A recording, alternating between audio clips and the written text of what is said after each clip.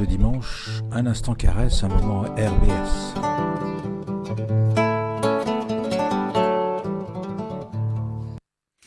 Alors bonjour chers auditeurs et chères auditrices de RBS 91.9. Aujourd'hui c'est Eric au micro. Alors ça fait très très longtemps que je suis plus revenu au studio. Mais du coup, je suis de retour pour vous parler cette année des émissions du Conseil de la vie interculturelle et citoyenne qui rejoignent les rendez-vous du monde de la caresse et qui vont une fois par mois vous donner des nouvelles de la citoyenneté, de l'interculturalité sur Strasbourg et dans les environs. Voilà. Alors, pour ne pas déroger aux règles que vous connaissez des rendez-vous du monde de la caresse, je vais vous donner quelques informations du monde. On va être assez rapide aujourd'hui pour ne pas manger du temps au Conseil de la vie interculturelle et citoyenne. Et je vais tout de suite vous donner, par exemple, en brève, très brève, il y a une mise en garde de l'ONU contre l'écroulement de l'ordre civil dans la bande de Gaza. Apparemment, l'idée c'est que suite aux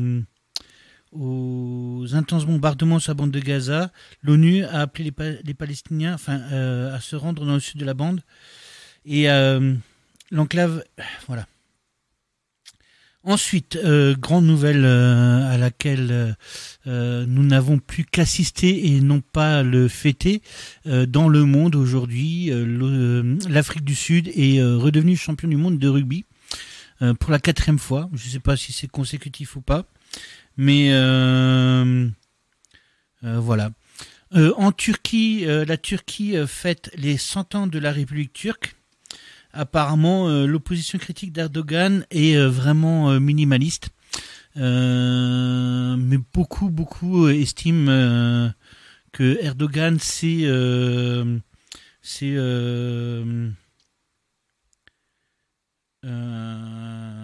comment dire, qu'Erdogan est le liquidateur de l'héritage d'Atatürk. Alors Atatürk, c'est la personne quand même qui a construit la République turque après avoir repris le pouvoir sur les personnes qui ont génocidé les Arméniens. Une dernière petite nouvelle, apparemment la pêche artisanale au Sénégal est menacée par les chalutiers qui font du chalutage en profondeur.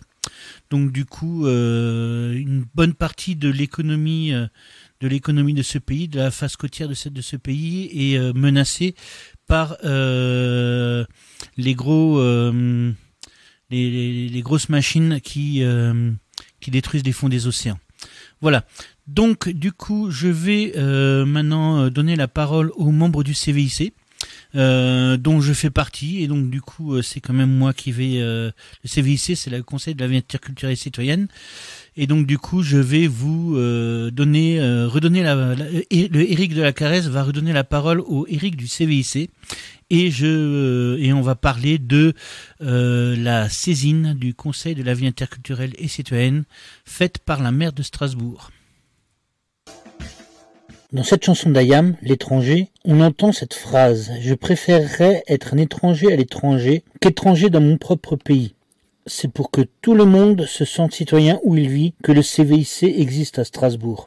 Être citoyen, citoyenne du monde. Être un citoyen ou une citoyenne dans le monde, où certes les différences existent, mais ne sont pas cause de discrimination, de l'injustice, de la haine. Un monde hospitalier où l'hôte et l'autre se respectent mutuellement, où l'on accueille dignement celles et ceux qui se retrouvent au seuil de notre nation et qui échouent trop souvent sur les trottoirs de nos villes.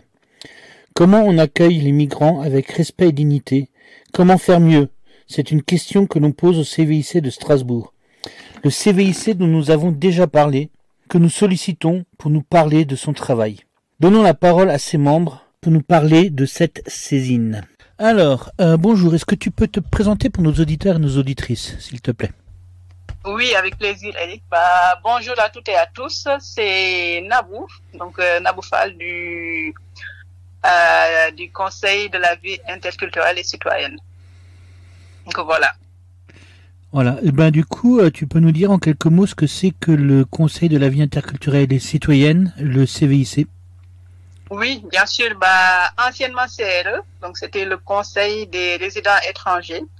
Donc qui, après un travail de réflexion et une perspective de refonte aussi, donc dans le but d'ouvrir l'instance à toutes et à tous, est devenu le Conseil de la vie interculturelle et citoyenne. Donc je tiens juste à souligner que le CRE, qui est actuellement le CVIC, était la première instance de démocratie participative de la ville de Strasbourg, qui existe depuis plus de 30 ans aujourd'hui. Et lors de la dernière mandature du conseil municipal, donc il a été décidé, donc de concert avec nous, membres du conseil, anciens membres du conseil des résidents étrangers, de faire évoluer l'instance donc en un conseil de la vie interculturelle et citoyenne qui se veut être en fait beaucoup plus inclusive et beaucoup plus ouverte en fait que l'instance qu'on avait avant, parce qu'en fait quand les gens entendaient parler de conseil des résidents étrangers, ils pensaient que c'était uniquement réservé aux étrangers. Donc voilà, Eric étant avec nous, t'as été avec nous dans l'instance et voilà, tu peux également en témoigner en fait, même si toi en fait étranger et que tu avais compris que c'était une instance ouverte à toutes et à tous. Il y a des gens pour lesquels cette ouverture-là n'était pas évidente. Donc, c'est la raison pour laquelle il a été décidé. Donc, après plusieurs semaines de travail, de réflexion, travail qui a été sanctionné par un livre blanc qui a été de préconisation aussi, qui a été présenté au conseil municipal. Donc, il a été décidé de faire évoluer l'instance en fait en ce qu'elle est devenue aujourd'hui. Donc, à savoir le Conseil de la vie interculturelle et citoyenne, comme je le disais tantôt, donc qu'on appelle nous CVIC. Voilà. D'accord. Alors, c'est quoi une saisine au sein du CVIC? Alors, je tiens juste à rappeler qu'étant une instance de démocratie participative, le CVIC est un appareil de la ville. Donc c'est une instance citoyenne, certes, mais c'est la ville qui permet à l'instance d'exister.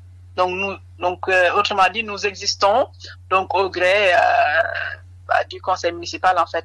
Et en tant qu'instance de la ville, en fait, le ou la maire, donc là en l'occurrence la maire a décidé de nous saisir. Donc c'est-à-dire qu'en fait, nous travaillons au sein de l'instance sur des thématiques en lien avec l'appellation de l'instance, donc à savoir sur la promotion d'une société interculturelle et une ville hospitalière promotrice des droits de l'homme, lutter pour l'égalité des droits et contre les discriminations, ainsi que lutter pour la citoyenneté de résidence. Mais on lutte également pour créer un espace de plaidoyer pour obtenir le droit de vote et d'éligibilité des résidents étrangers. Donc ça, ce sont les objectifs de l'instance. D'accord. Étant donné que nous sommes une instance de la ville, Oui. La municipalité, en tout cas la maire ou les élus, ont la possibilité de nous saisir en fait sur des thématiques en lien avec les sujets sur lesquels l'instance travaille en fait. Et en ce sens, donc on est amené donc à travailler sur des sujets donc qui peuvent être des saisines ou alors des sujets qu'on a choisis en fait et sur lesquels nous travaillons à travers des groupes projets. Et en fait répondre à ta question me permet également de rappeler qu'en tant qu'instance, nous aussi nous avons le droit d'interpeller la municipalité ou les élus donc sur des thématiques ou des problématiques qui nous interpellent nous en fait en tant que citoyens et sur lesquelles nous en fait en tant qu'instance nous avons besoin de réponses ou d'actions de la part des élus ou autres en fait. Donc voilà, pour répondre à ta question sur la saisine en fait.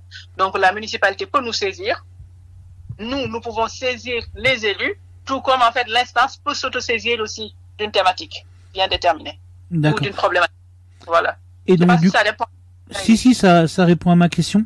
Je voulais juste préciser aussi que si parmi les auditeurs et les auditrices, il y a des gens qui voudraient s'investir dans le Conseil de la vie interculturelle et citoyenne, comme tu l'as dit, c'est ouvert à tout le monde, à toutes les personnes qui veulent participer.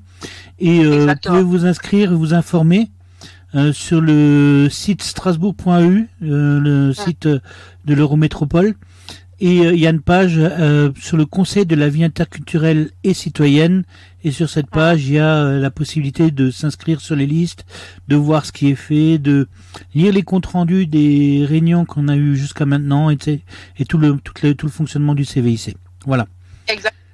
Et justement, en fait, Eric, j'aimerais juste ajouter que, en fait, aujourd'hui, au sein de l'instance, il y a 3 groupes projets,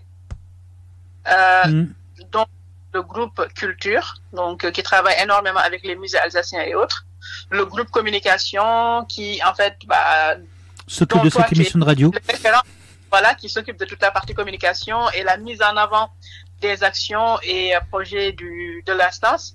Et il y a le groupe qui travaille également sur une saisine, donc qui était d'une saisine de la mer en fait de cette année. Donc on a 3 groupes projets et que les gens en fait peuvent s'investir librement donc dans le groupe projet de leur choix en fait. Donc ça peut être le groupe communication, le groupe culture ou le groupe saisine en fait. Voilà. Donc du coup, d'où vient cette saisine et quel est son intitulé? Alors cette saisine nous vient de la maire, donc de la maire de Strasbourg, qui nous demande de travailler sur la thématique suivante. Donc je cite: du centre de préaccueil jusqu'à l'installation et l'insertion, comment améliorer l'accueil et l'hospitalité à Strasbourg.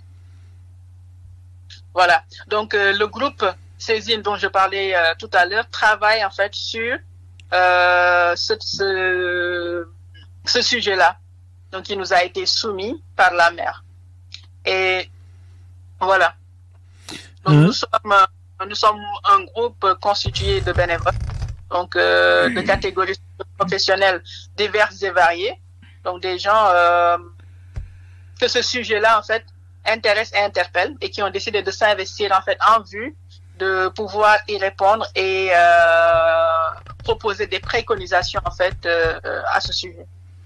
D'accord. Faut peut-être préciser parce qu'il y a aussi quand même un contexte général qui lie Strasbourg vraiment à cette question.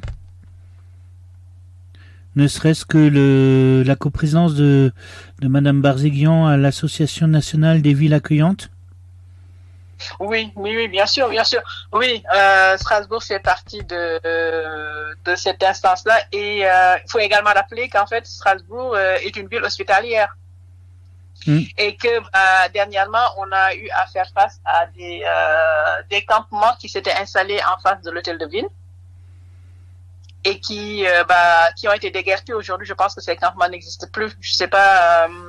En tout cas, j'ai pas vu d'informations, mais je pense qu'en fait ces campements ont été déguerpis. Mais c'est vrai qu'ils ont permis de montrer un peu la situation de beaucoup de personnes et donc beaucoup d'étrangers à Strasbourg qui n'ont ni logement ni solution pour s'intégrer quoi. Exactement, exactement. Du coup, est-ce que tu as trouvé ce travail très enrichissant et en quoi il a été enrichissant? Oui, ce travail a été très très enrichissant dans le sens où, en fait, c'est une thématique que j'ai jamais traitée. Mm-hmm. Donc, et du coup, en fait, participer à ce groupe a été pour moi en fait l'occasion de travailler avec des gens en fait qui d'horizons divers et variés ont pu en fait avancer sur cette thématique avec l'aide d'un prestataire, donc Manamana, qui nous a énormément aidé dans la facilitation, dans comment dire en fait dans la formulation de nos idées et autres, et enrichissant dans le sens où en fait ça nous a permis aussi de voir tous les dispositifs que la ville met en place, tout ce qui existe aujourd'hui à Strasbourg, toutes les associations et ces acteurs-là en fait qui travaillent autour de cette thématique.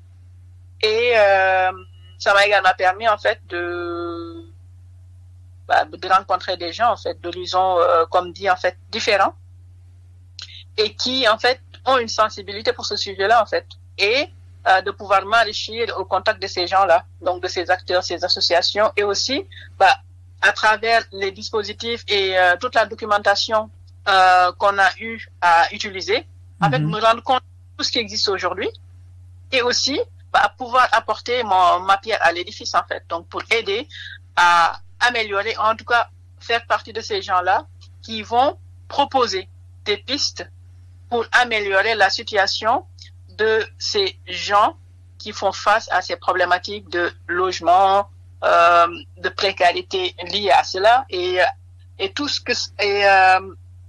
qui tourne autour de ça en fait. D'accord. Alors, quels sont les moyens à votre disposition pour répondre à la saisine? Quelles difficultés rencontrer s'il y en avait, et quels sont les leviers qui sont à votre portée pour répondre à cette demande de la municipalité? Alors, en termes de moyens, alors en fait, étant donné qu'on est une instance de la ville, on a tous les moyens en fait. Donc, on a les moyens financiers, on a la logistique qu'il fallait derrière. Et comme dit, en fait, la ville a mis à notre disposition une association. Je sais pas si c'est une association ou juste un prestataire en fait, en tout cas qui nous a accompagnés dans ce travail-là. Et on a également utilisé un questionnaire. Donc dans les moyens, je peux citer ce questionnaire-là que nous en fait nous avons mis en place au sein du groupe. Oui. Et qu'on a utilisé au contact de ces publics-là qui sont nos cibles pour répondre à la saisine qui nous a été soumise. Et donc voilà en fait, donc il y avait le prestataire, donc des moyens humains, logistiques et financiers en fait. Donc, on a tout ce qu'il fallait, et puis on avait la direction de la participation citoyenne qui nous a énormément aidé aussi dans l'organisation des réunions, la location des salles, et puis nous ont beaucoup aidé aussi sur pas mal de choses. Et en termes de difficultés, ce que je pourrais citer, c'est comment dire, le besoin de confidentialité que ces publics-là cibles ont besoin, étant donné que ils sont dans une situation précaire. Donc ils ont peur en fait. Leur précarité est source de peur parce qu'ils se disent que si jamais on dévoile notre identité, étant donné que parfois c'est des sans-papiers, donc ils se disent si on dévoile l'identité, ça peut poser problème ou ça peut nous retomber dessus. Donc voilà, donc fallait qu'on les rassure et qu'on s'assure que leur réponse resterait confidentielle. Et il y avait également la difficulté de trouver un créneau propice. Donc pour nous, en tout cas les bénévoles de l'instance est investi autour de cette saisine, et en fait fallait que les créneaux qu'on trouvait soient propices et pour nous et pour les gens qu'on questionnait. Parce qu'en fait, il fallait aller retrouver ce public-là à des endroits stratégiques, donc auprès des maraudes, dans certaines associations, ou en tout cas, c'était des endroits bien ciblés. Et pour y aller, il fallait choisir des créneaux spécifiques pour pouvoir les avoir, sinon on les loupe. Et puis après, c'est difficile de savoir où ils sont, en fait, étant donné qu'ils sont sans logement. Donc c'était très compliqué. Donc de se dire, ils habitent là, parce qu'on ne sait pas. Donc on devait juste passer par les centres socioculturels, passer par les acteurs qui les connaissent bien et qui les aident. Donc c'est les maraudes et autres. Mhm. Et voilà, je peux dire qu'aujourd'hui, en fait, toute la difficulté était liée à cela. Et puis voilà, en fait, Eric, toi aussi, tu étais dans le groupe avec nous et je pense que tu as eu à te confronter à ces difficultés-là. Donc si jamais j'en oublie, je pense que tu peux compléter aussi. Oui, bon après moi je pense aussi à tout ce qui est méthodologie. On utilisait quasiment la méthodologie des enquêtes sociologiques. Et c'est un outil que peu d'entre nous, voire même aucun d'entre nous ne maîtrisait, qu'on a dû aussi apprendre à réfléchir. Au moins, on a été bien accompagné pour penser les questions, mais c'est vrai que c'est un outil qu'on a dû découvrir et apprendre à maîtriser autant que faire se peut, quoi. Bien, effectivement, ouais. Du coup, où est-ce qu'on en est aujourd'hui et qu'est-ce qui reste à faire? Et pour compléter ça, quels sont les besoins pour continuer à faire ce travail? Alors aujourd'hui, où est-ce qu'on en est? On a, ce que je peux dire, c'est qu'en fait, on a pu collecter pas mal de data. Mm-hmm. On a pu avoir énormément de réponses sur pour le questionnaire. Et des pistes de préconisation se dessinent de plus en plus, en fait, certaines très évidentes et d'autres qui se confirment en fait au fil des échanges qu'on a nous à travers nos travaux de réflexion. Mm-hmm. Et ce qui reste aujourd'hui, c'est surtout en fait une rencontre avec les acteurs. Donc certaines associations qu'on a ciblées, certaines maraudes qu'on a ciblées et certaines structures aussi, travaillant directement avec ce type de public qui sont nos cibles, qu'on doit rencontrer pour discuter du travail qui a été fait jusqu'ici, partager avec eux les pistes de préconisation que nous avons aujourd'hui et qui se dessinent clairement, et voir avec eux ce qu'ils en pensent, et puis peut-être qu'en fait ils peuvent nous apporter de la matière supplémentaire, tout comme ils peuvent nous dire ce que vous dites là, en fait ils peuvent nous conforter dans la position actuelle des choses, ou alors nous dire il vous faut un peu plus de matière, il faut retourner sur le terrain ou autre. En tout cas, nous pensons que cette rencontre avec ces acteurs-là est cruciale à ce stade du travail, donc justement pour échanger, brainstormer et puis avancer en fait sur le sujet. Et la rencontre est prévue pour courant novembre, donc ce sera très décisif. Ouais. Ça permettra peut-être aussi de mettre le doigt sur des éléments qu'on n'a pas vus. Exactement. Et je pense aussi que ce serait peut-être bien que s'il y a des auditeurs et des auditrices qui connaissent un peu la thématique, peut-être nous apporter leurs connaissances et leur cerveau pour l'analyse de ces données. Parce que ça non plus, c'est un travail qui est pas évident et pour lequel on n'est pas formé non plus. Effectivement. Voilà. Et du coup, qu'est-ce que cette expérience t'a apporté toi ou aux personnes du groupe? Je pense que j'ai déjà répondu à la question. Oui. C'est justement en fait, c'est une expérience assez riche dans le sens où en fait ça m'a permis de travailler sur cette thématique-là qui était complètement nouvelle pour moi. Donc de travailler avec des gens en fait qui s'y connaissent, donc à travers leurs activités bénévoles ou alors professionnelles.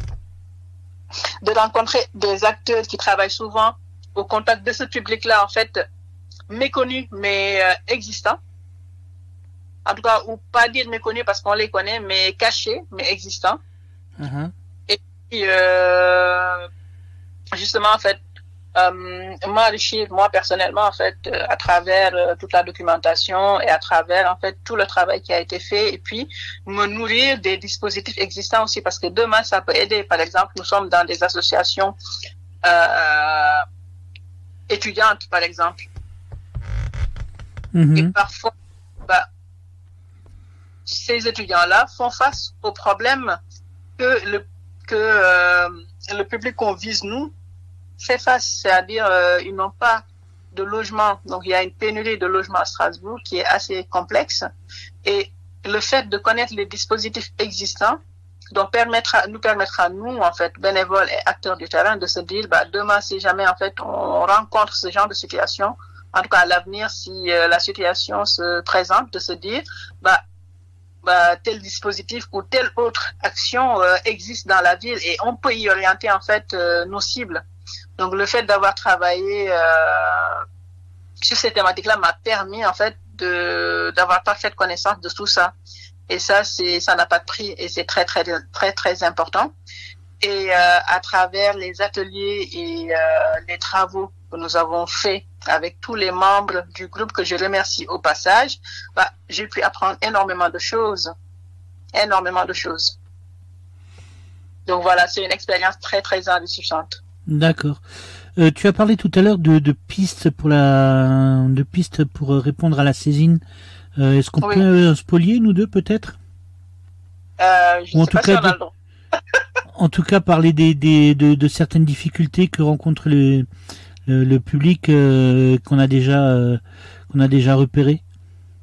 Je te laisse y aller. Tu peux en partager deux. Moi, on a de toute façon évoqué à demi-mot la question du logement, du fait d'avoir une adresse. Mais il y a aussi, après, autre chose qui semble évident, c'est la difficulté d'accéder à de la nourriture ou même au minimum nécessaire, ne serait-ce que pour faire les démarches. Étant donné que une bonne partie des démarches sont des démarches matérialisées, quand on est à la rue, c'est déjà tellement difficile de se trouver à manger que de trouver un appareil connecté pour faire les démarches dématérialisées, c'est encore plus compliqué, quoi. Bien sûr, oui.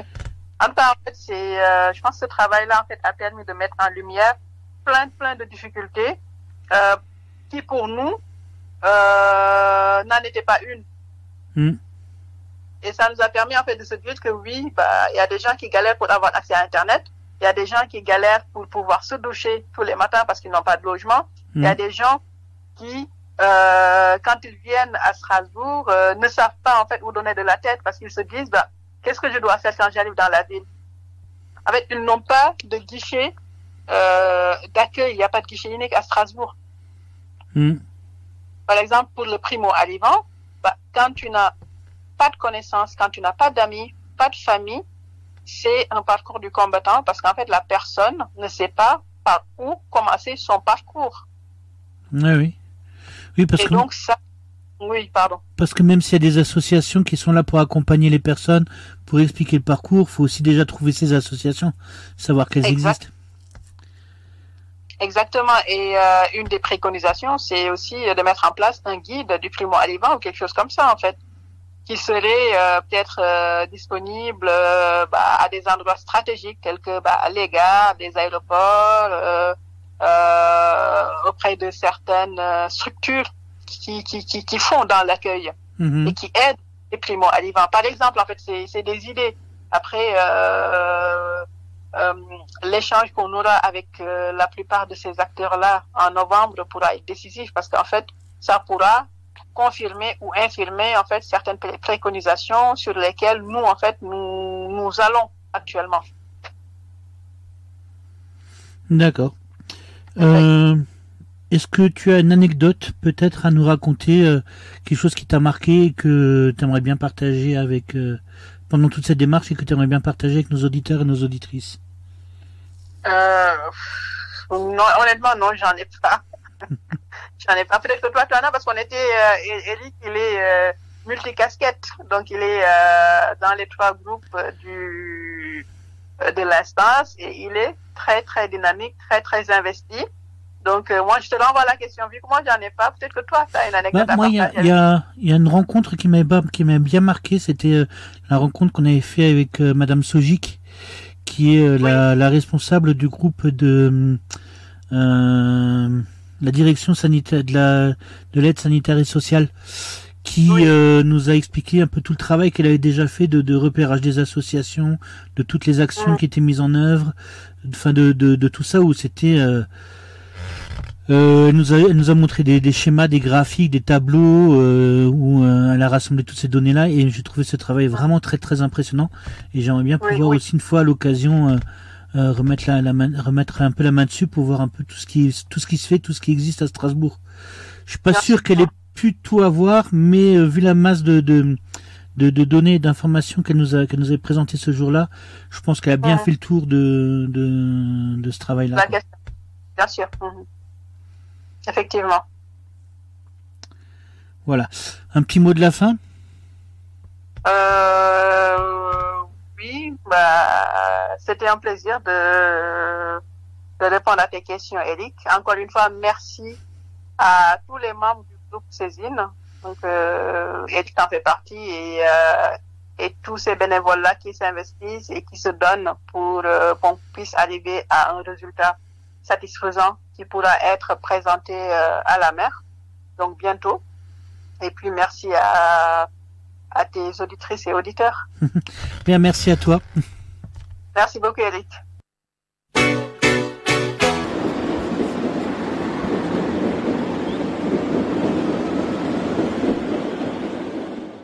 Un étranger à Paris est une chanson métisse de Tikenja Fakoly et de Sting.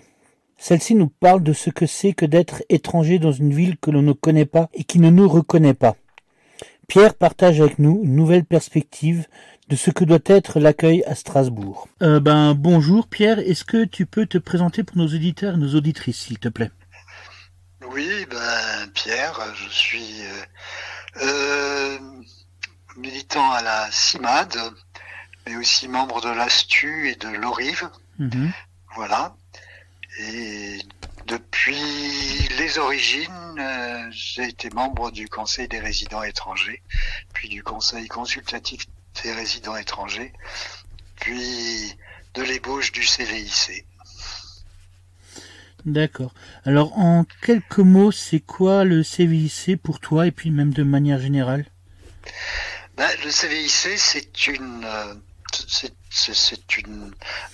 commission de démocratie participative qui est en train d'essayer de trouver ses marques pour donner une voix à ceux qui n'ont pas les moyens de voter pour l'instant, c'est-à-dire les étrangers non européens, et aussi pour essayer de permettre d'améliorer ou de donner des avis pour une ville interculturelle et citoyenne, c'est-à-dire que chacun avec sa raison contribue à l'intérêt général, et interculturelle qui prennent en compte la diversité des habitants, qui ont des origines diverses, qui ont des métiers divers, qui ont des convictions religieuses diverses, qui ont voilà.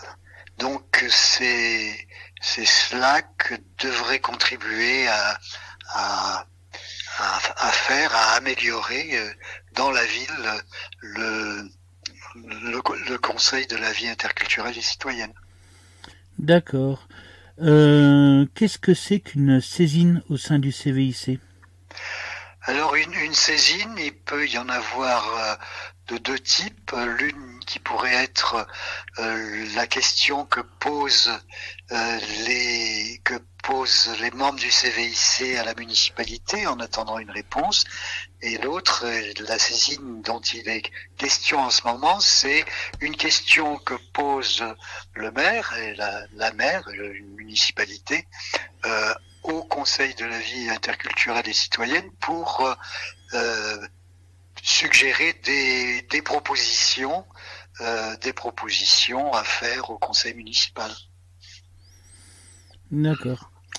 Alors, d'où nous vient cette saisine et de mémoire, quel est son intitulé? Alors l'intitulé de la saisine, c'est comment faire en sorte que de l'arrivée à l'intégration, enfin à une intégration réelle, comment mieux accueillir et accompagner alors les hommes isolés. Hein, au départ, c'était les étrangers, et puis on s'est aperçu que ce serait plutôt autour des hommes isolés qui arrivent à Strasbourg et qui se trouvent à Strasbourg.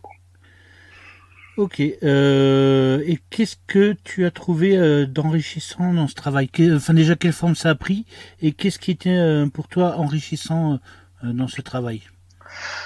Pour l'instant, on a un peu élaboré un questionnaire à poser à un certain nombre de personnes. Donc c'était déjà un moment de discussion intéressante parce que on voit d'une part il y a pas mal de choses qui se font déjà dans la ville, hein, puisque la ville a élaboré un manifeste de la ville accueillante, déjà dans la municipalité précédente, mais l'a confirmé. La ville est membre de l'Envita et Madame la maire est coprésidente de l'Envita, donc l'Association nationale des villes et territoires accueillants.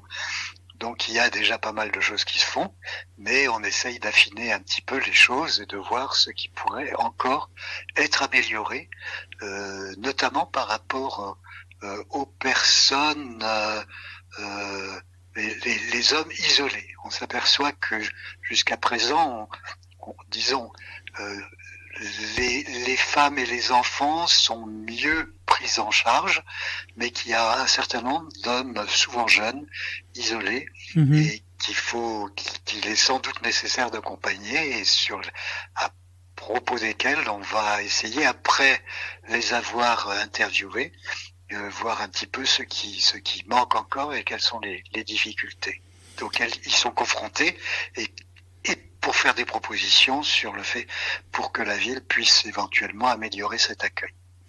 Juste une question. Quelles sont les choses que la ville de Strasbourg fait déjà pour un meilleur accueil des étrangers?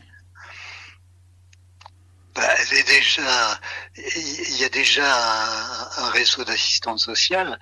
Il y a un certain nombre d'informations qui sont données aux étrangers par des papiers en différentes langues, mais aussi par une application qui s'appelle, le nom m'échappe, mais enfin qui permet de trouver des informations sur les différentes ressources possibles, que ce soit sociales, que ce soit d'hébergement. C'est le Soliguide, voilà, le Soliguide, oui. D'accord. Voilà. Donc il y a déjà pas mal de choses. Il y a aussi un lieu intéressant qui s'appelle la Trêve, T-Rêve, hein, T''Rêve, qui est un lieu d'accueil inconditionnel pour les personnes, alors qui est un lieu pour l'instant provisoire, mais dont on peut espérer que le principe sera pérennisé, même si ce ne sera pas toujours le même lieu. Actuellement, c'est un lieu qui doit être dédié à autre chose, mais c'était prévu au départ.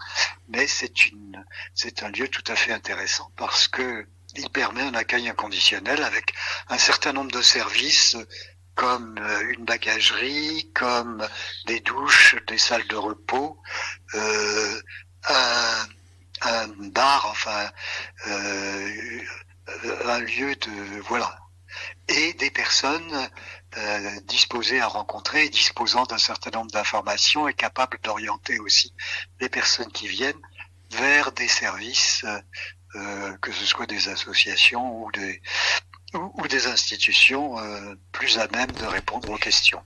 D'accord. Encore une autre question, parce qu'on parle de l'accueil des étrangers, mais est-ce qu'on a la possibilité aussi, parce que c'est l'accueil des étrangers, il y a aussi tout ce qui est papier et compagnie, ça c'est plutôt des ressources de l'État. Est-ce que la ville de Strasbourg a des moyens pour améliorer ou faire en sorte que ça se passe mieux pour les étrangers? C'est-à-dire que les papiers des disons, la situation administrative des étrangers dépend de l'État et notamment de la préfecture. Et c'est donc le service des étrangers de la préfecture qui est chargé de cela. Ce n'est pas la prérogative de la ville. Voilà. Donc la ville n'intervient pas. La ville peut éventuellement, les assistantes sociales et les services sociaux peuvent donner des éléments d'information, mais c'est l'État qui en est responsable. Voilà. Il y a aussi des associations qui font de l'accompagnement aux personnes pour examiner avec eux leur situation afin de trouver les éléments les plus déterminants pour arriver à un titre de séjour. D'accord. Alors, quels sont... c'est d'autant plus compliqué que une grande partie du traitement des dossiers est actuellement dématérialisée. Et bon, comme les étrangers ne maîtrisent pas toujours le langage administratif et le langage ou la pratique informatique, voilà, il y a là des difficultés supplémentaires. Sans compter que quand on est en situation précaire, accéder à un ordinateur ou à un moyen de se connecter, c'est pas évident non plus. Voilà. Du coup, on va revenir un peu à la saisine. Alors, quels sont vos moyens pour répondre à cette saisine? Quelles sont les difficultés rencontrées? Quels sont les leviers à votre portée? Bon, pour l'instant, on a commencé à interviewer un certain nombre de personnes présentes à Strasbourg, donc d'hommes, la plupart du temps jeunes, présents à Strasbourg et qui pour leur demander au fond comment s'est fait leur arrivée, quels ont été leurs contacts, quelles ont été leurs difficultés, quels ont été les lieux où ils ont pu se retrouver, ou s'ils ont manqué, enfin ce qu'ils auraient souhaité avoir et quelle est, en fonction de leur situation actuelle, quels sont leurs besoins. D'accord. Et du coup, quelles difficultés et quels sont les leviers? Alors, ce qu'on constate actuellement, c'est que bien souvent, lorsque quelqu'un arrive, il a déjà un contact sur un choix. Certains sont arrivés comme étudiants. Alors là, il y a une situation qui est relativement facile. D'autres sont arrivés d'une manière ou d'une autre et on trouvait souvent avec des personnes qui sont de la même nationalité ou originaires de la même nationalité qu'eux, parce qu'il y a quelquefois des gens qui sont devenus français et qui gardent des contacts avec et qui sont accueillants avec des gens qui viennent de leur nationalité d'origine. Ça c'est un élément. Voilà. Donc ça c'est les premiers contacts. Le grand souci c'est l'hébergement. Et là aussi l'hébergement, l'hébergement c'est de la responsabilité en principe de l'État. Et puis de trouver des solutions. Enfin, tout dépend. Enfin, alors, tout dépend parce qu'il y a des personnes qui arrivent, qui ont un minimum de moyens ou qui sont accueillis ou qui ont fait une demande préalable de regroupement familial et qui se retrouvent déjà dans des situations. Alors, il y a effectivement des personnes en grande difficulté parce qu'elles n'ont pas tous les réseaux et les connaissances nécessaires et qui se trouvent sans hébergement. L'hébergement d'urgence est donc en principe de la responsabilité de l'État et on sait qu'il y a pas mal de personnes à la rue, ce qui donne lieu à un certain nombre de campements qu'on voit périodiquement à Strasbourg, qui sont régulièrement démantelés et régulièrement se reconstituent dans un autre lieu de la ville. Donc ça, c'est sans doute l'hébergement qui constitue, d'après, pour les personnes en tout cas que nous avons rencontrées jusqu'à présent, dans l'échantillon que nous avons interrogé, c'est l'hébergement qui, à un moment ou à un autre de leur itinéraire, est la plus grosse difficulté. Et là-dessus, la ville a déjà fait de gros efforts, en proposant, en ouvrant 500 ou plus même places d'hébergement supplémentaires par rapport à ce qu'il y avait, mais pour l'instant, il y a toujours un certain nombre de personnes à la rue, parmi lesquelles un nombre important d'étrangers. Et pas toujours en situation irrégulière, hein. C'est pas la question de la situation irrégulière. Il y a des demandeurs d'asile, par exemple, qui sont pas logés, quand ils sont isolés en tout cas, et vous avez des personnes, voilà. Donc là, c'est le problème majeur. D'accord. Oui, je voulais juste préciser que pour tout ce qui est hébergement d'urgence, c'est pas uniquement l'hébergement d'urgence pour les étrangers qui est une mission de l'État, c'est l'hébergement d'urgence pour toutes les personnes qui sont à la rue, qui sont de nationalité française ou pas, qui ont une mission de l'État. C'est un point plus général dans lequel eux, ils se retrouvent dans des difficultés tout à fait particulières.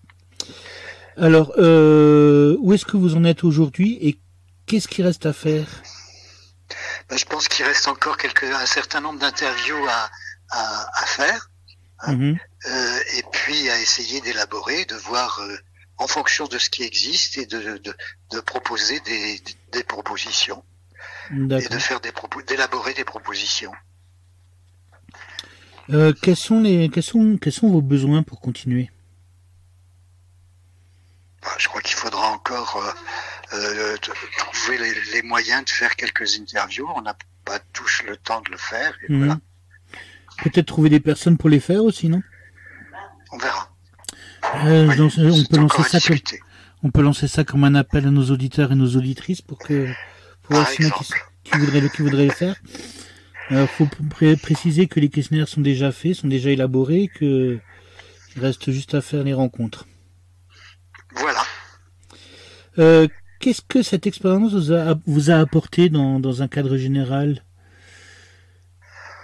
C'est une expérience intéressante. Ça permet de rencontrer des gens et ça permet d'avoir aussi des contacts avec les institutions.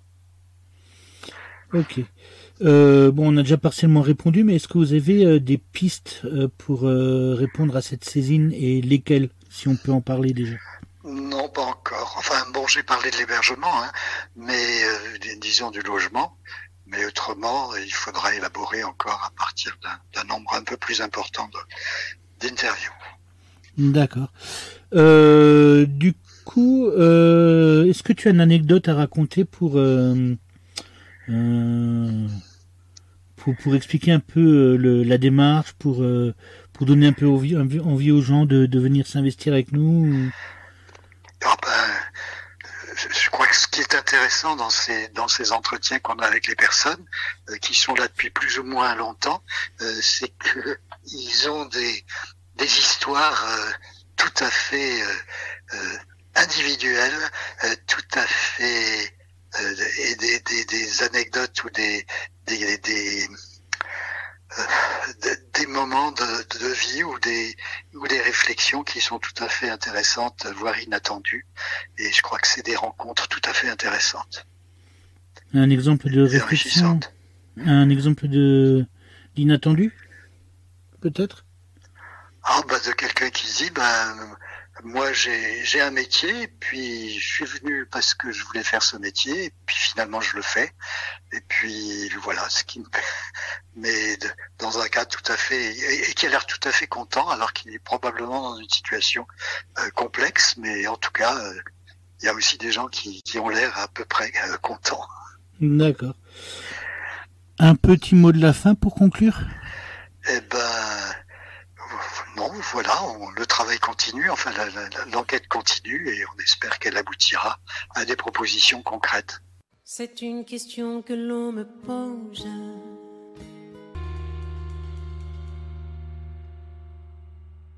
Comment répondre à cette question? Ces vers chantés par Awali nous renvoient à ce mystère. Comment on répond à une question? À l'instinct? Avec force de détail? Par un vague geste? Il faut plus de méthode et plus d'énergie qu'on ne l'imagine pour le faire. Il en est de même pour répondre à une saisine et Marcelin va lever pour nous le rideau et révéler les coulisses pour ce travail du CVIC. Bonjour, est-ce que tu peux te présenter pour nos auditeurs et nos auditrices, s'il te plaît? Oui, bonjour, donc moi c'est Marcelin Grandjean. Je fais partie de la coopérative Manamana, donc une coopérative qui trouve ses origines à l'université où on a mené une formation sans prof ni cours, une formation à l'entrepreneuriat où les jeunes apprennent en faisant, en fait, apprennent en créant leur propre entreprise. Voilà, ils vont chercher les apprentissages en fonction de leur véhicule, donc ça retourne un peu les modèles pédagogiques. Et donc avec Manamana, on a été appelé, demandé pour accompagner des organisations, pour accompagner d'autres universités pour mettre en place ce modèle. Par extension, on a été aussi appelé par des collectivités à répondre à des appels d'offres quand il s'agissait de faire dialoguer des groupes. Alors ça peut aller sur des petits groupes 5-6 personnes à des groupes de 180 personnes dans le monde, notamment de l'urbanisme. Et après, que ce soit des citoyens, des élus, des professionnels, on est amené à faire dialoguer une bonne diversité de personnes. En tout cas, ce qui nous rassemble chez Manamana, c'est le dialogue. C'est qu'est-ce qui facilite le dialogue entre des personnes, quoi. D'accord. Voilà un peu d'où je viens. Ok. Du coup, quel a été votre rôle dans le groupe de saisine? Alors, dans le groupe de saisine, nous, on a répondu à un appel d'offres qui a été lancé par la direction de la participation citoyenne,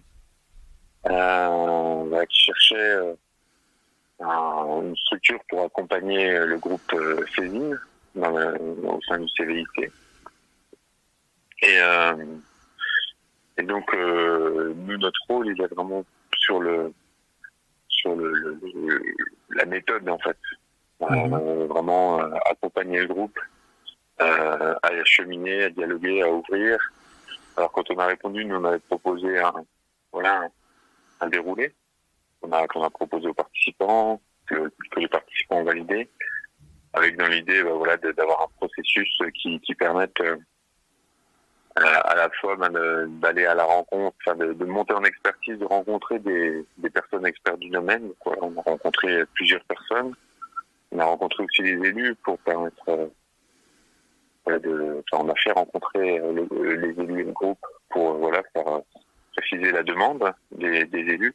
Et puis ensuite, on a accompagné à l'émergence d'un questionnaire pour aller voir les personnes en situation de migration, pour pouvoir les faire parler sur leur accueil, comment s'est passé leur accueil sur le territoire strasbourgeois, et pour pouvoir maintenant commencer à aller vers les préconisations. Donc le groupe en est là à l'état où il a questionné une 18 personnes. Et donc maintenant, on est en train c'était l'objet de la dernière rencontre, c'est vraiment de prendre le résultat, des entretiens, et puis de faire émerger des premières préconisations. Et là, le souhait du groupe sur la dernière rencontre, c'était de confronter ces premières préconisations aux associations qui accompagnent, qui sont en contact des migrants, pour voir pour tester la cohérence des préconisations et pour nourrir la réflexion. Donc nous, on est vraiment plus sur une action de méthode, en fait, de processus. Alors, on n'intervient pas sur le contenu, sinon on n'est pas des experts, et c'est toujours dans notre pratique, en fait, est un peu le tiers neutre, quoi. On n'est pas la collectivité, on n'est pas des citoyens. Enfin, on est des citoyens, mais pas pour ce sujet-là, en tout cas. Donc, on est vraiment sur la méthode. Et puis, cette méthode, on la teste, on la valide avec le panel au fur et à mesure, quoi. Typiquement, confronter les préconisations à d'autres associations, c'est pas quelque chose qu'on avait prévu dans notre proposition initiale. Et donc voilà, on a suivi le panel dans sa demande pour le mettre en œuvre, quoi. Donc là, la prochaine rencontre, on rencontre des structures qui accompagnent les migrants, quoi. D'accord. En parlant de méthodes, quelles sont, on peut peut-être rentrer un peu dans le détail des méthodes et des ateliers, parce que quelles sont les méthodes sur lesquelles vous basez? Alors nous, on va se baser surtout sur des méthodes d'intelligence collective, c'est-à-dire comment faire pour que les gens participent et expriment leur voix, en fait. Ce qui nous importe, c'est surtout ça, c'est surtout que chacun puisse contribuer à la réflexion. Puisqu'on on a autant d'idées qu'il y a de cerveaux autour de la table. Donc, on va déployer des méthodes plutôt participatives. Nous, forcément, c'est beaucoup autour du dialogue, donc des méthodes, on cherche à faire simple, en fait, et pas être souvent dans l'intelligence collective, il peut y avoir des méthodes assez complexes, basées sur un outil. Alors que nous, on va plutôt être basé sur du dialogue et puis être vigilant dans notre façon de faciliter un peu aux règles, à quelques principes clés, quoi, comme essayer de partir de faits, d'écouter l'autre, que chacun s'exprime. On est plutôt là-dessus. Moi, à titre personnel, j'ai une casquette de médiateur, donc de gestion de conflit. Donc, ce qui m'apporte beaucoup, c'est que chacun puisse s'exprimer, que chacun puisse entendre et être entendu. Avec ce double mouvement, en fait. Voilà un peu les méthodes qu'on utilise, quoi. D'accord. Et du coup, il y a beaucoup de différences entre accompagner un groupe de citoyens et puis accompagner des entreprises dans leurs projets.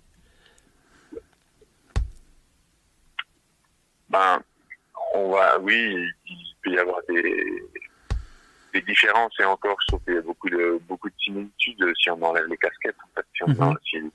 Si on voit des personnes comme, des êtres humains en face de nous qui ont des choses à dire, je pense qu'on retrouve à chaque fois les mêmes patterns, quoi. Des gens qui ont besoin d'être entendus, des gens qui ont besoin de parler. Après, la différence qu'il peut y avoir, c'est l'appropriation du sujet.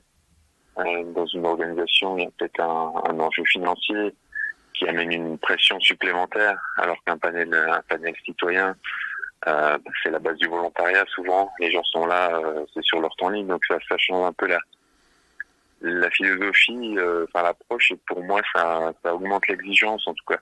Parce que dans ma tête, c'est des gens qui sont là sur leur temps libre, en fait.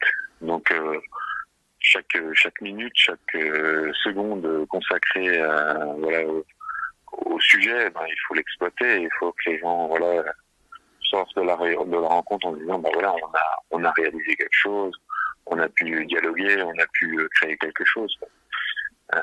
Donc pour moi, la différence, elle est surtout à ce niveau-là, c'est le niveau d'implication, quoi.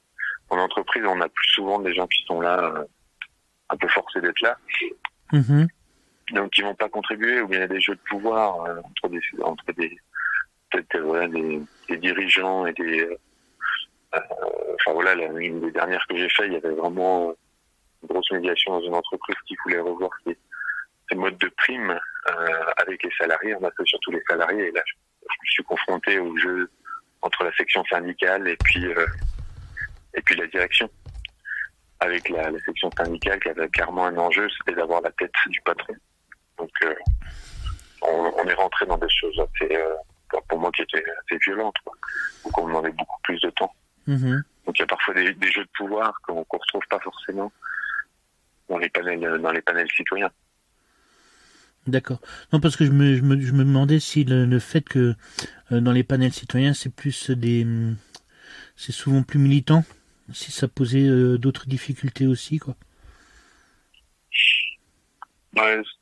pour moi, ça change dans le sens où j'ai l'impression qu'il y a plus d'authenticité, ou des gens qui sont plus, qui sont plus clairs avec leurs besoins, comme là dans le groupe Céline, quoi. Je trouve que c'est ce qui met pour moi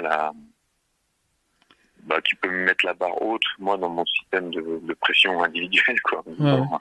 Voilà, en face de moi, il y a des gens qui connaissent le sujet, donc au début, c'était pour moi pas forcément évident, parce que je me posais clairement la question de ma légitimité. Parce que je me dis, ces gens, ils connaissent le sujet, qu'est-ce que je vais leur apporter? Mais après, une fois que je me redis, non, moi, je suis là pour le processus et pour permettre l'avancée du groupe.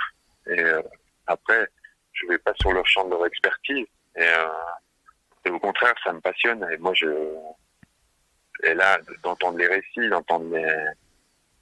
ça me touche aussi, moi, en tant que citoyen, en tant que moi militant, en tant que moi, ça me renvoie. Je sais que la dernière rencontre m'a reconfronté à ça. Voilà. Donc, je suis militant, dans quel domaine, voilà, quand je vois les préoccupations des participants et leur sensibilité au sujet, surtout de la migration, quoi. Oui, en plus, c'est un sujet qui devient de plus en plus compliqué à aborder. Cette question qui va être vraiment le sujet. On a beau vouloir dans les pays d'Europe se protéger, mettre des barrières physiques ou des barrières numériques. On va être confronté à des flux de plus en plus importants. Donc la question de l'accueil, du droit au sol, pour moi, ça va tout questionner. Et ça va aussi radicaliser, je pense, de plus en plus, mais c'est ce qu'on voit déjà, quoi. Des postures, quoi. Alors moi, dans ma culture, j'ai toujours été dans la culture de l'accueil, dans la famille, parce que je suis né dans une grande famille, quoi. Et la question de l'accueil était là, quoi. Et moi, ça me touche, parce que je trouve que ça, c'est un enjeu de société majeur, quoi. C'est une des conséquences immédiates du réchauffement climatique, et là, on va avoir des flux de migration liés au climat qui vont arriver aussi, quoi. Ils sont déjà là, d'ailleurs.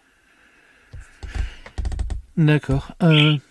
Comment s'est passé votre rencontre avec le groupe de citoyens au début et en cours de séance? Comme je disais, moi je suis arrivé un peu avec souvent quand on rencontre un groupe, c'est comme il y a un temps d'observation au début, quoi. Je pense que pour moi il a duré à peu près 2 rencontres pour me rendre compte des gens qui étaient autour de la table, comment chacun s'exprime, la place que chacun prend, après pouvoir être plus à l'aise, quoi. Et, donc au départ, il y a eu deux séances d'observation pour moi, d'acclimatation, de voir qui était autour de la table, comment chacun parlait. Il y avait un peu j'ai eu certaines remarques au début qui me montraient qu'il y avait une question de confiance envers nous, envers Ingrid et moi, sur le sujet, quoi, sur l'appréhension que la réflexion était déjà menée, l'appréhension que tout soit figé déjà, qu'il n'y ait pas mot à dire. Après, il y avait une confusion sur ce qu'on appelle la ville ou pas. Donc, il y a eu au moins, je crois jusqu'à la 3e séance, quoi, où les gens se demandaient est-ce qu'on fait partie de la ville ou pas, des services de la ville. Et puis, au fur et à mesure, l'impression qu'on est maintenant connu et reconnu du groupe. Donc, et nous, moi, je me sens plus à l'aise avec le groupe pour pouvoir orienter un peu ces discussions quand il s'écarte du sujet, quoi, parce qu'il y a quand même des fortes personnalités autour de la table. C'est vrai que les sujets vont parfois prendre le large par rapport à la question de départ, quoi. Et à la fois, j'aime bien aussi vous laisser partir ces discussions, parce que parfois elles nourrissent aussi bien la réflexion, quoi. Donc c'est toujours un savant dosage, quoi, de laisser aller et puis de recadrer, quoi. Mais il y a des périodes, il y a une séance où mais bon, on n'avance pas, et puis au final, si je regardais, ça avançait quand même. Parce que j'ai aussi une autre question du coup. Est-ce que un des problèmes, une des limites, ce serait pas aussi le temps qu'on peut consacrer aux réunions? Parce que là, effectivement, on touche sur un sujet qui est celui des migrations, de l'accueil des personnes, qui est un sujet qui est complètement tentaculaire. Donc, du coup, quand on sort de la question, on reste toujours dans le sujet. Est-ce que ce serait pas, est-ce qu'il y aurait pas eu un moment, au moins l'envie, de faire des temps où on peut vraiment débattre in extenso, et alors que les réunions, généralement, c'est des réunions d'1 heure, 1 heure et demie. Et comment on gère ça aussi d'ailleurs? Oui, je disais que c'était une vraie question. Enfin, c'est une vraie question sur le temps à consacrer. Nous, on est parti. Au début, il y avait un peu cet élan du groupe de dire, bah voilà, nous rencontres avec nous, bah, c'était des rencontres vraiment de travail où on actait des choses et puis on décidait. Et puis entre, le groupe travaillait par lui-même ou prenait le temps de débattre. Concrètement, je pense que le groupe ne s'est pas vu très souvent entre les sessions. Il s'est vu au début, je pense. Et avec le temps, je pense que là, il se voit plus forcément entre les séances. Mhm. Mais à la fois, il y a de l'action. Enfin, voilà, entre les séances, les dernières séances, voilà, certains sont allés au contact des migrants, ont administré les questionnaires. Enfin, voilà, et ça. Mais la place du débat, je pense, elle se fait dans nos rencontres, en fait. Dans nos rencontres. Et je pense que la régularité ou la fréquence des sessions fait qu'il y a quand même on se voit à peu près, le groupe se voit à peu près 1 fois par mois. Mhm. Donc, à revenir sur toujours la même question, comment on fait pour améliorer l'accueil des migrants? Bon, je pense qu'au fur et à mesure, il y a quand même du débat, mais je pense que oui, c'est une vraie question sur le temps à consacrer, qui mériterait d'être un peu plus important, mais à la fois chacun fait en fonction de ses capacités, de ses possibilités, quoi. D'accord. La dernière rencontre, on a dû l'annuler. Voilà, il y avait qu'un participant ou 2 participants qui étaient là. On fait aussi en fonction, ça vient aussi, on s'adapte, quoi. C'est une question d'adaptation, s'adapter aux contraintes de chacun. D'accord. Tout à l'heure, tu parlais aussi il y a des fortes personnalités. J'ai un peu l'expérience. Enfin, pour être honnête, j'ai même participé à ce groupe-là. Et de mon expérience dans ce type de groupe qui est plus politisé, il y a souvent des personnes qui ont plus de facilité, plus d'habitude aussi de prendre la parole, voire même de monopoliser la parole. Comment est-ce qu'on peut aussi, est-ce qu'il y a des méthodes particulières et comment on fait pour gérer ce type de personnalité? Moi, j'utilise beaucoup l'humour ou le recadrage. Enfin, voilà, au fur et à mesure, au fur et à mesure que je commence à connaître le groupe, je commence à connaître un peu la corde de chacun. Donc, l'angle sur lequel je peux aller entre celui qui a besoin de concret, donc je peux aller l'interpeller sur le concret, on est plus sur le concret, ou sur celui qui a de l'humour et qui, voilà, où je vais pouvoir. Moi, je trouve qu'il y a au fur et à mesure, il y a vraiment un respect mutuel qui se met dans ce groupe. En tout cas, moi, je le vis comme ça. Entre eux et puis entre le groupe eux-mêmes, entre les membres eux-mêmes, et puis entre le groupe et moi. Mmh. Et donc après, voilà, les méthodes après, elles sont... moi j'utilise souvent les mêmes. Enfin, c'est soit recadrer au temps, dire voilà, le temps avance, tout le monde ne s'est pas exprimé, est-ce qu'on peut écouter chacun, voilà, et puis ou bien recadrer à l'objectif en disant voilà, on s'éloigne du sujet, est-ce qu'on peut revenir sur le sujet? Ou bien, voilà, ça peut être un recadrage à certaines règles de parole, ou tout ce qui touche plutôt au respect. Et ça, j'ai jamais eu de souci avec ce groupe-là, quoi. J'ai plutôt rappelé que le temps avance et que chacun s'est pas exprimé. Mmh. D'accord, donc il y a une bonne part dans la méthode aussi de comprendre les personnes et de comprendre le groupe, en fait. Ouais, ça c'est sûr. Je pense que j'ai été moins efficace sur les premières les premières rencontres que celles qui sont là maintenant. L'impression que c'est de connaître un peu plus et d'avoir levé toutes les ambiguïtés sur notre position, sur qui on était. On n'était pas de la ville, on était un tiers neutre. Un tiers neutre, voilà. Un tiers en tout cas. Neutre pas forcément, puisqu'on a aussi notre avis. Donc être neutre, je sais pas si c'est possible à un moment donné, mais en tout cas on n'a pas d'enjeu, quoi, si ce n'est que permettre au groupe d'arriver à faire émerger des préconisations, et puis voilà. Du coup, il y a eu plusieurs rencontres. Quelles sont les étapes que vous avez franchies dans la méthode pour avancer? Quelles sont les différentes étapes que vous avez déjà passées, et puis quelles sont celles qui restent à faire encore?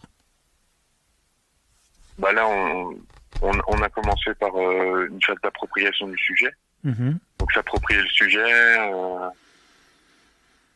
ça s'est fait par questionner chacun autour de la saisine, savoir qu'est-ce qu'il attirait dans la saisine, qu'est-ce qu'il animait. Ensuite, on a poursuivi cette phase d'appropriation par la rencontre de personnes on a rencontré la personne qui dirigeait à l'époque le lieu de la trêve. On a rencontré Élodie Sogic de la direction des solidarités à Strasbourg. On a rencontré les élus. Tout ça pour permettre au groupe de s'approprier le sujet et de comprendre les attentes. Ça nous a permis, la dernière rencontre avec les élus, de clarifier le périmètre. Donc de dire, on s'occupe de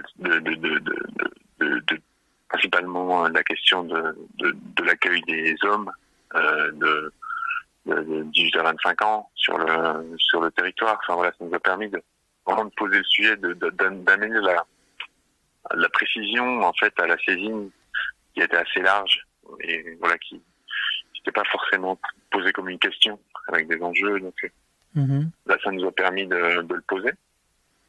Et puis ensuite, on est parti sur plutôt la phase d'action, c'est-à-dire créer un questionnaire, aller à la rencontre, puisque le groupe a assez vite fait le constat qu'il n'y avait pas de migrants au sein du groupe. Donc il y avait un enjeu d'aller à la rencontre de personnes qui étaient en situation de migration. Donc là, il y a eu émergence d'un questionnaire. Le groupe est allé voir une quinzaine de migrants pour les questionner. Ça nous a permis d'avoir une série de réponses et du matériel à traiter. Et là, on est dans la phase de faire émerger des préconisations, quoi. Donc là, il y a des préconisations qui ont émergé par rapport à des thématiques, la nourriture, le financier, le logement, toute une série d'axes qui semblaient importants pour le groupe.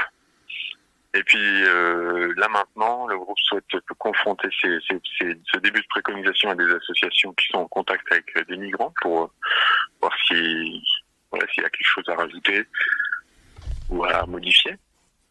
Et puis on va rentrer après dans la phase, ce qui reste à faire, c'est la phase purement de rédaction en vue de la présentation. Donc de valider les préconisations, la mise en page, les textes à mettre. Voilà ce qui reste à faire. D'accord.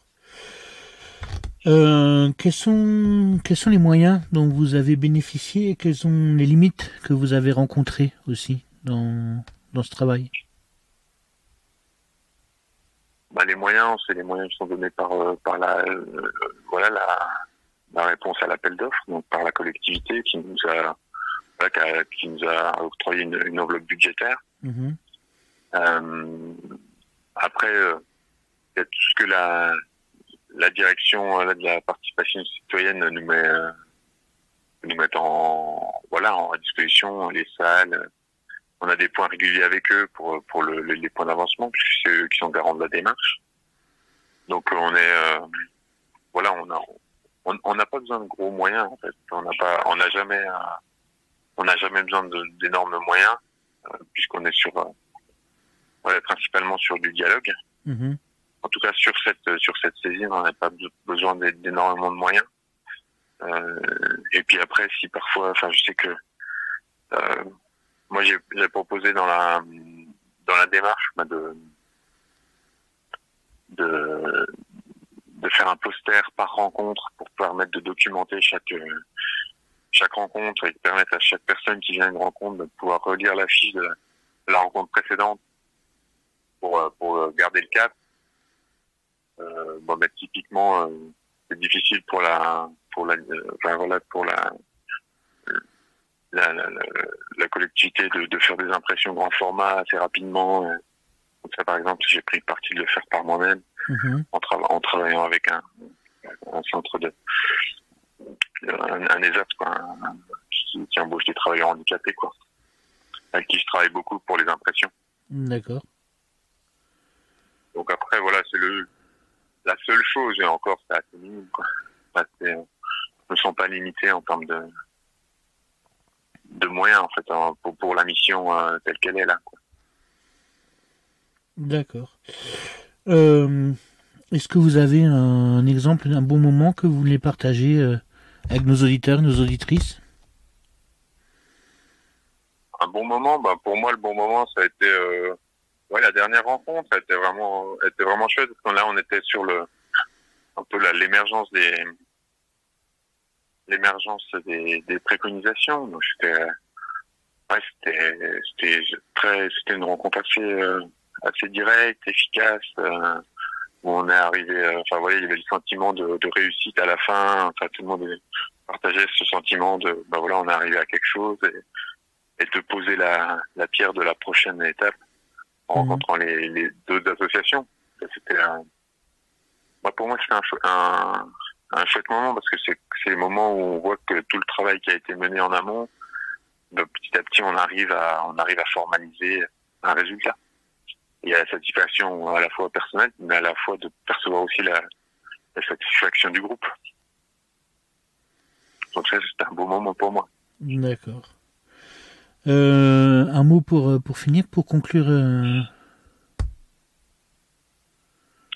Pour conclure, moi, l'effet que je m'attendais le moins, en fait, pour moi, c'était de réveiller mon envie de militer, en fait, pour ce type de sujet. En tout cas, de percevoir que c'était un sujet qui était important pour moi, la migration, quoi. Et donc, de voir que ça fourmille en ce moment d'idées de mon côté, des idées de créativité qui viennent, quoi. Et ça, je m'y attendais pas forcément. Et ça me met plutôt en joie, parce que c'est un sujet sur lequel j'ai envie de contribuer. D'accord. Bien, merci d'avoir voulu répondre à nos questions. Merci. Et puis, merci, Eric.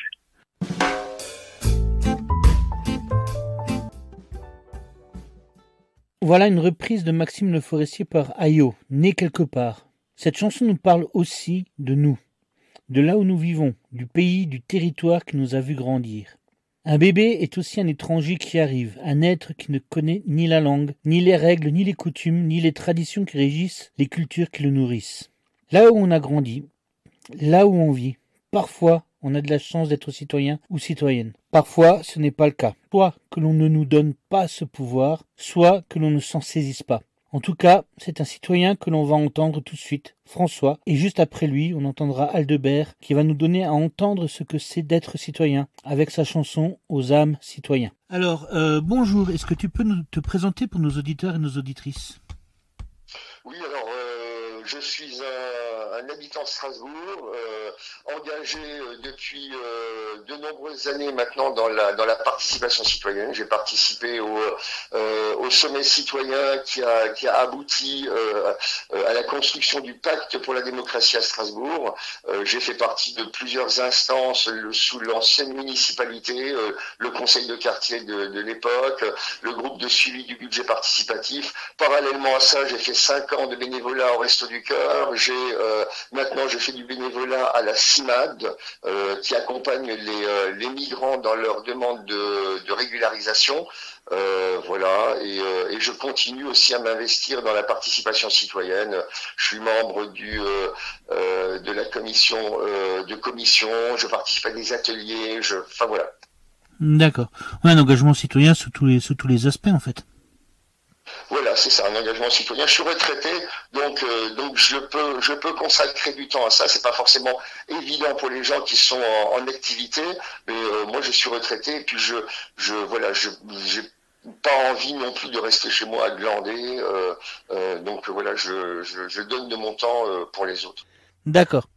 Alors tu t'es largement engagé dans la participation citoyenne à Strasbourg. Pour toi, c'est quoi la participation citoyenne et quelle forme elle a à Strasbourg? Alors pour moi, la participation citoyenne, en fait, c'est le volet démocratie participative qui est complémentaire à la démocratie à la représentative, c'est-à-dire aux élus pour lesquels on vote, ou du moins pour lesquels les gens votent de moins en moins. Donc pour moi, il faut que la participation citoyenne, c'est-à-dire l'engagement au quotidien des citoyens dans la gestion de leur ville, soit complémentaire à la démocratie représentative. Pour toi, une des formes principales de la participation citoyenne, c'est sur le territoire, c'est là où on habite en fait. Disons que la participation citoyenne, elle a vraiment du sens dans la proximité. Les gens s'engagent plus pour des sujets qui les touchent directement que pour des sujets qui peuvent leur paraître lointains. Mais ça n'exclut pas qu'il puisse exister une forme de participation citoyenne à des niveaux, à des échelles plus lointaines, quoi. D'accord. Mais sur des formes qu'il faut encore imaginer. Sur des formes qu'il faudrait imaginer en utilisant les outils de communication modernes, parce que les populations les plus jeunes, on va dire, sont pas trop pour un engagement dans la présence, et puis ça dépend aussi du niveau d'engagement. Il y a différents niveaux, il y a des gens qui veulent simplement donner leur avis, il y en a d'autres qui veulent participer à l'élaboration des politiques publiques, donc il faut pouvoir répondre à toutes ces attentes des citoyens, quel que soit leur niveau d'implication. D'accord. Et du coup, quelle forme ça prend à Strasbourg? Alors à Strasbourg, ça avait pris la forme il y a quelques années de ça d'un sommet citoyen qui avait abouti à un pacte pour la démocratie à Strasbourg. C'était, on va dire, la belle époque où citoyens, agents et élus, les trois composantes, on va dire, de la politique locale, se mettaient autour d'une table et discutaient et élaboraient, on va dire, les politiques publiques. Aujourd'hui, ça a un peu changé. Aujourd'hui, c'est plus des réunions qui sont sous la direction des services et des élus, les citoyens étant consultés, mais voilà, c'est des réunions de consultation, c'est des commissions, c'est des ateliers de participation à l'élaboration de certains outils. Ça prend de différentes formes, mais c'est souvent ce qui est commun à toutes ces formes, c'est la nécessité de donner de son temps et d'être présent. D'accord. Alors, comment tu en es venu à t'engager dans le CVIC? Eh ben, je me suis engagé au CVIC parce que parallèlement à cet engagement citoyen, je fais du bénévolat à la CIMAD, donc je côtoie les personnes d'origines étrangères dans leur démarche, et pour moi c'est les questions qui sont portées par le CVIC, la question on reviendra dessus tout à l'heure, de la saisine, c'est comment améliorer l'accueil des étrangers, mais aussi ça va jusque militer pour le droit de vote des étrangers dans les élections locales. Pour moi, ce sont des questions qui sont importantes. C'est les questions du vivre ensemble. C'est les questions qui font société aujourd'hui, au même titre que l'écologie ou la démocratie. Voilà. D'accord. Ouais, donc du coup, c'est un engagement global dans le CVIC et aussi dans ce groupe de saisine, quoi. Absolument, absolument. Et donc du coup, pourquoi dans ce groupe et quelle est la place que tu as eue dans ce groupe? Alors pourquoi le groupe Césine? Bon, parallèlement, ça, je suis aussi dans le groupe Culture et dans le groupe Communication, mais pourquoi le groupe Césine? Eh ben parce que la maire de Strasbourg a saisi le CVIC sur une question qui est de comment est-ce qu'on peut améliorer l'accueil des personnes étrangères qui arrivent à Strasbourg, de l'accueil jusqu'à l'intégration. Donc c'est une question à mon avis qui aujourd'hui est fondamentale. On voit très bien comment l'État d'un côté et les collectivités locales d'un autre se font face à face et laissent un petit peu les personnes migrantes dans des situations de précarité extrême. Donc je pense que aider la collectivité à faire les bons choix en matière d'accueil, c'était quelque chose de fondamental. D'accord. Du coup, quelle a été ta place dans le groupe? Et ton rôle? Ma place, elle est avec les autres. Elle est de faire du mieux que je peux pour répondre à cette saisine et pour répondre à la question qui nous est posée. Ok. J'ai une autre question. Tiens, est-ce que est-ce que dans ce groupe représentatif qui essaie de donner la parole aux étrangers, est-ce qu'il y a beaucoup d'étrangers? Alors c'est un peu le problème, effectivement. Mais c'est le problème d'une manière générale de la participation citoyenne. C'est comment toucher nos concitoyens et notamment là dans ce groupe qui traite de questions de la place des étrangers. Comment faire une bonne place et comment est-ce que les étrangers peuvent s'impliquer dans ce groupe. C'est vrai que là, pour l'instant, il y a quelques étrangers, mais pas les populations qui sont en situation de précarité. C'est plus des étrangers qui sont déjà bien intégrés. Donc il faut qu'on élargisse. Il faut qu'on élargisse les membres de ce groupe. Et on a prévu de toute façon de faire des interventions, notamment dans les différents quartiers, par l'intermédiaire des centres socioculturels. Nous avons prévu de faire des interventions dans les quartiers, dans les centres socioculturels, de façon à aller au plus près de ces populations étrangères. Et il y a ce qui est de plus en plus de personnes étrangères au sein du groupe Césine du CVIC ou du CVIC d'une manière générale. D'accord. Dans ce groupe de travail, est-ce qu'il y a déjà des idées, des solutions qui sont esquissées ou c'est un travail en cours encore? Alors le travail est encore en cours. Là, après avoir fait un certain nombre d'interviews de personnes, notamment en prenant appui sur les structures d'accompagnement existantes, notamment les Restos du Cœur, on a recueilli un petit peu, je dis parce que on n'a pas eu beaucoup d'interviews, mais enfin bon, on a recueilli la parole des personnes concernées. Là, maintenant, dans un deuxième temps, on a prévu d'échanger avec des bénévoles de structures d'accompagnement, de façon à avoir le point de vue aussi des bénévoles et de ces structures. Mais il y a déjà des premiers éléments qui en ressortent, notamment le fait que les gens, quand ils arrivent, sont souvent totalement démunis. Donc on a pensé éventuellement à mettre en place, à demander à la ville qu'elle mette en place un point d'accueil unique où les gens peuvent, en arrivant, puissent se renseigner sur ce qui existe, sur les démarches à entreprendre, auprès de qui s'adresser pour entreprendre ces démarches, où trouver où se loger, où trouver pour s'alimenter, etc. D'accord. Tout à l'heure, on a un peu parlé d'avoir plus de personnes qui s'investissent dans ce groupe. Alors comment est-ce qu'on peut donner envie à nos concitoyens et nos concitoyennes pour s'engager dans la participation citoyenne au CVIC ou même dans d'autres organes de participation citoyenne ou même juste dans ce groupe de saisine? Alors, C'est simple, hein. En fait, il suffit de regarder ce qui se passe aujourd'hui.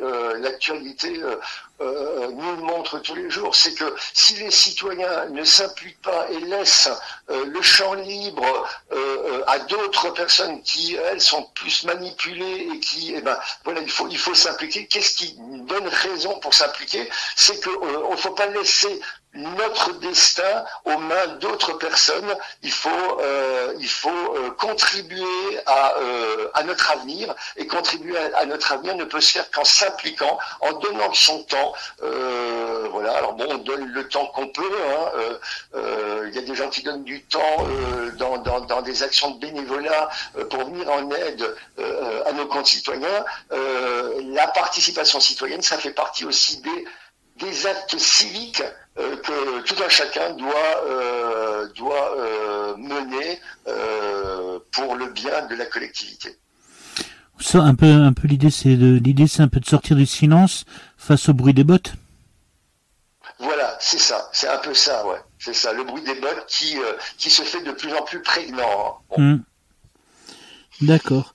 Alors, quel message est-ce que tu voudrais faire passer à celles et ceux qui nous écoutent? Je suis pas un homme politique, je vais pas forcément rejoindre. Justement, un message citoyen plutôt. Mon message, ça serait ça. Rejoignez-nous. En plus, l'exemple, le meilleur souvenir que j'ai de maintenant, on va dire, de plus de 10 ans dans la participation citoyenne, c'est le sommet citoyen, c'est ces relations que nous avions instaurées et qui continuent à exister entre les agents, les élus, les citoyens. C'est cette fraternité qui fait société. Donc, et ça ne peut exister que si vous rejoignez notre dynamique. Donc, rejoignez-nous. D'accord. Alors, une petite anecdote à partager pour terminer. Je suis pas un homme à anecdote. Je suis un homme à action et à non, désolé, il n'y a pas d'anecdote. Ok, d'accord. Eh bien, je te remercie pour ce temps que tu nous as consacré. Oh,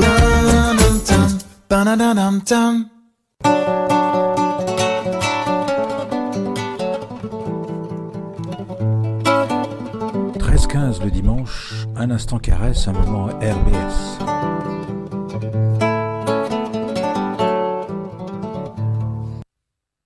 Voilà, je reprends le micro. Le micro est repris de Eric du CVIC par Eric de la Caresse. Et je vais, comme notre émission touche bientôt à sa fin, je vais vous faire un petit agenda culturel de ce qu'on peut voir encore ce week-end et cette semaine encore à Strasbourg. Alors, ce week-end encore, c'est aujourd'hui jusque 19h. À la 21 rue Déserte, au garage du Grafalgar, c'est un moment sauvage. Alors c'est sauvage, c'est un marché aux plantes et de créateurs locaux, c'est une vente de plantes d'intérieur, après attractif, et des artistes, et des planteurs, et des pousseurs de plantes. L'entrée est libre pour tout le monde. Il y a aussi à la COP, aujourd'hui, un vide dressing d'automne. Alors à la COP, c'est de 13h à 19h, c'est une brocante et un vide dressing. Organisé par les ateliers éclairés aux 4 rues de la coopérative, et pareil, l'entrée est une entrée libre. Alors mardi de 19h à 22h au comptoir de Gênes, 42 rue de Zurich, c'est le bar où de mémoire il y a 2 têtes de rhinocéros qui se font face. Alors il y a un événement de l'association Make Friends Event et Blabla Language Exchange. Je suis très très bon dans les langues étrangères, comme vous pouvez l'entendre. Pareil, l'entrée est libre, je pense, à condition de consommer. Ensuite, le samedi 4 novembre, c'est-à-dire samedi prochain, de 10h à midi, à l'Opéra de Strasbourg, il y a des visites guidées. Alors, des visites guidées par les membres de l'équipe de l'Opéra de Strasbourg qui vous invite à visiter ce bâtiment de la salle aux coulisses. Alors l'opéra, il est place Broglie et le tarif d'entrée, c'est entre 5 et 10 euros. Ensuite, il y a encore la Ligue des droits de l'homme de Strasbourg et l'association Viaduc qui donne des conseils juridiques à toutes les personnes qui en ont besoin et des conseils juridiques gratuits. qui organise une table ronde et un café débat autour de la question vers une autre justice. C'est le jeudi 16 novembre à la salle Léon XIII, c'est au FEC à Strasbourg, place Saint-Étienne. Et cette question mène aussi à la question pose aussi la question de la nécessité de l'emprisonnement ou pas pour les personnes qui font face à la justice. Ensuite, le 3 novembre, il y a une déambulation place Kléber à 18h. Et c'est une déambulation sur les pas de la Révolution, organisée par la librairie Café de la Tache Noire. C'est ouvert à toutes les personnes qui seront là. Et quand on parle de révolution, oui, Strasbourg a connu une révolution qu'on pourrait appeler rouge. En novembre 1918, quand les soldats sont revenus des fronts soit français, soit allemands, parce que en Alsace, je rappelle qu'il y a des soldats qui sont partis dans les deux camps. Mais il y a eu une révolution communiste en 1918 avec des conseils d'ouvriers. Le mot conseil en russe, ça veut dire soviet, ça se dit soviet, faut vous rappeler. Donc il y a eu des soviets d'ouvriers et de soldats à Strasbourg, et la déambulation est présentée par Jean-Claude Richez, un historien, à qui nous avons déjà donné la parole pour nous parler justement de cette période de révolution qui n'a pas eu lieu qu'à Strasbourg, mais dans toute l'Alsace et dans toute l'Alsace-Moselle, qui était entre le moment où les Allemands sont partis et où les Français sont arrivés. Il y a eu 2 semaines de révolution, de conseils, et pas mal de choses en ont émergé. Il y a même un homme politique strasbourgeois connu qui en a émergé, qui a pu faire des propositions, mais j'ai un trou de mémoire, je ne me rappelle plus de son nom. Bon, après, quand il a été élu, Strasbourg a été pour l'histoire et pour toujours la première ville française à avoir un maire communiste. Voilà, c'était Jacques Perrotte. Voilà, merci de nous avoir écoutés. Je vous donne rendez-vous la semaine prochaine, dimanche de 13h à 15h pour les rendez-vous du monde de la caresse.